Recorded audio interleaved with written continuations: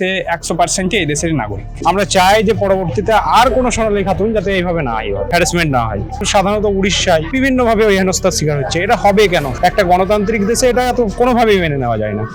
দেশ থেকে বিদেশ যেই খবরটা সবচাইতে বেশি চর্চার বিষয় সেটা হচ্ছে সোনালী খাতুন।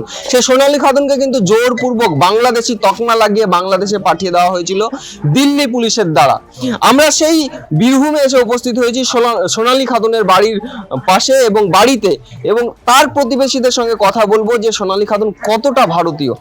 প্রথমেই দাদা, রাজ্য চ্যানেলে আপনাকে স্বাগত।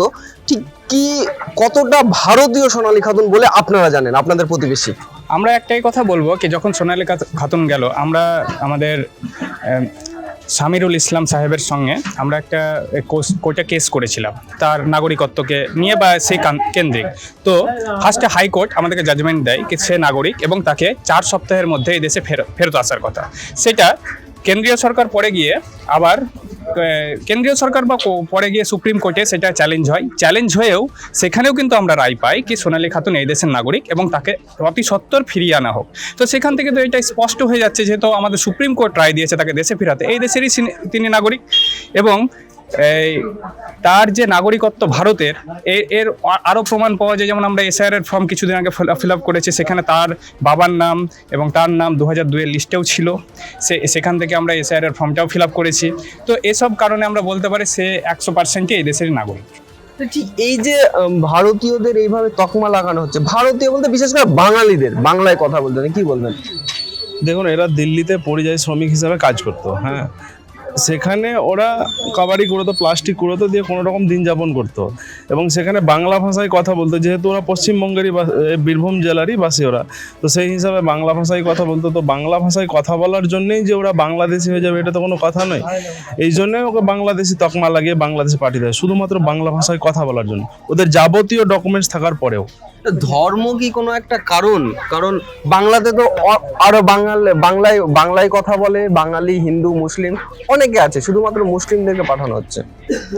এখন মেনলি ধর্ম কারণ না হলেও কেন্দ্রের জমিদার বাবুরা ভাবছি ধর্মটাকে এখন প্রাধান্য বিষয় দিয়ে তাদেরকে যেভাবে কোণঠাসা করছে এবং মুসলিমদের উপরে যে অমানবিক অত্যাচার করছে, সেটা সত্যিই খুব দুঃখজনক। যেটা সোনালীর খাতুন হয়েছে, আমরা চাই যে পরবর্তীতে আর কোনো সোনালী খাতুন যাতে এইভাবে না হয়, হ্যারাসমেন্ট না হয়। কি বলবেন যে এই যে অমানবিক অত্যাচার করা হচ্ছে, সবচাইতে বড় কথা হচ্ছে আমি ভারতীয়, আমি গর্ব করি আমি ভারতীয়, সেই জায়গা থেকে বা অন্য একটা দেশে পাঠিয়ে দেওয়া হচ্ছে বাঙালি বলে। শুধু বাঙালি বলে এখন মেনলি হলো বাঙালি বলে বাংলা কথা বললেই যে কেন্দ্রের অমানবিক সরকার বাংলার বাইরের রাজ্যগুলোতে যেভাবে হেনস্থা করছে, এটি অবিলম্বেই বন্ধ হওয়া দরকার। কারণ এই কারণে কি হচ্ছে, বাংলার যারা পরিযায়ী শ্রমিক তারা বিভিন্ন রাজ্যে গিয়ে কাজ করতে গিয়ে বিভিন্ন হেনস্থার শিকার। আজকে সাধারণত উড়িষ্যায় বিভিন্নভাবে ওই হেনস্থার শিকার হচ্ছে। এটা হবে কেন? একটা গণতান্ত্রিক দেশে এটা তো কোনোভাবেই মেনে নেওয়া যায় না। তোর নাম? আমার নাম এমডি শাহিল আখতার। আরেকটা কোশ্চেন করবো ভাই তোমাকে, যে এই যে আমরা যুবক, আমিও যুবক, তুমিও যুবক, কাজের সূত্রে আমাকে বাইরে যেতে হতে পারে, তো এই রকম যদি পরিস্থিতি হয় তুমি কি সাহস করবে বাইরে কাজে যেতে? না, এটা তো মুশকিল। আস্তে আস্তে আমাদেরকে পড়াশোনা করছি, শুধু পর্যায় শ্রমিক নয়, অন্যান্য কাজেও বিভিন্ন জন যুক্ত আছে।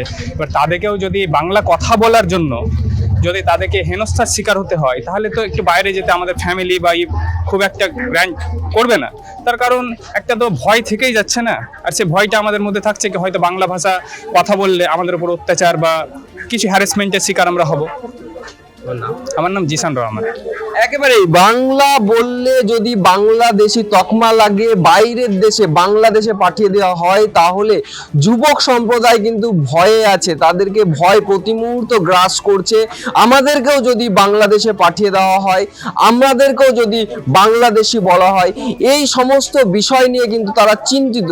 তারা পড়াশোনা করে, তারা ভবিষ্যতে কাজ করতে বাইরে যাবে, সেখানে গিয়ে তাদের উন্নতি হবে, তারা বিভিন্ন জায়গায় কর্মক্ষেত্রে কাজ করবে, সেই জায়গা থেকেও কিন্তু তারা ভয় করছে। এই প্রশ্নের উত্তর কে দেবে? কেন্দ্র সরকারের কাছ থেকে আমাদের প্রশ্ন, কেন্দ্র সরকারের কাছে আমাদের প্রশ্ন, এর উত্তর কি আপনি দেবেন? কারণ বাংলায় বাঙালি থাকে আর তারা বাংলা বলবে স্বাভাবিক, সেই বেসিসে যদি আপনি তাদেরকে বাংলাদেশে পাঠিয়ে দেন, তাহলে তারা কোথায় যাবে? ক্যামেরায় জয়ন্ত দত্তের সঙ্গে আমি আব্দুল আহাদ, আপনারা দেখছেন রাজ্য।